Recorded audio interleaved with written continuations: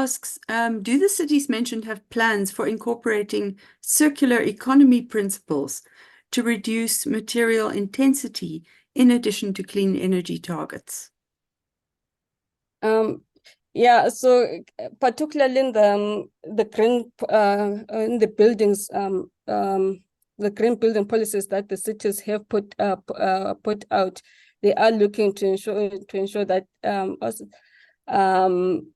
I apologize. So I apologize.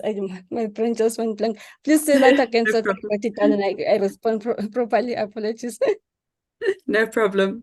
Take your time. So what was the question? It was about the circular economy, and you were saying Yes. about the green building. Yes, yes. So the cities are, in addition to ensuring that all buildings are net zero by 2030, they are actually then looking into the materials that the cities are also considering in the buildings as well, to ensure that all the materials used as well are not the word just went out, but yes, the cities are considering it. Apologize for my short definition. My brain just went blank. No problem. That's perfectly adequate. And Anonymous asks, is increasing renewable energy capacity to 100% by 2050 realistic? That was the target by Ekurhuleni, I think. Yes. Yeah. Yes. Sorry. Do you think it's realistic?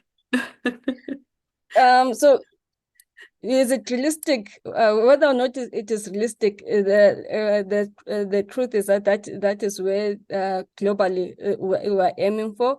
South Africa has put targets to be net zero carbon by 2050. So strictly speaking, Ekurhuleni is trying to align with the ambitions that national government has put forward. Also, given how quickly renewables are becoming cheaper, as also referred by the previous speaker, I think it's fair to say that if the city is ambitious enough, they will be able to meet those targets. And generally, the demand from businesses as well is that they are wanting cleaner energy. So definitely, cities are being forced to aim for those targets. Very interesting indeed. Ronald says, thanks for the insightful presentation, Hlengiwe. Are there any commitments on energy efficiency by the cities as well? Yes, there are commitments by cities on energy efficiency as well. There are other colleagues that I'm working with that are particularly working with energy efficiency and also looking at 24/7 energy. But I think they were doing a pilot with Ekurhuleni in particular that project recently concluded. I'll be happy to share as well and link you up to the colleagues that do that work. Yeah. Oh, okay, fantastic.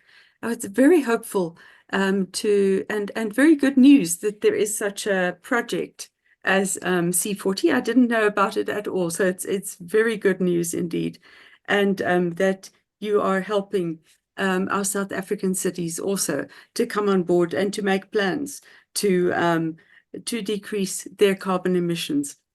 So thank you very much, Hlengiwe. Thank you. We'll now move on to the next speaker.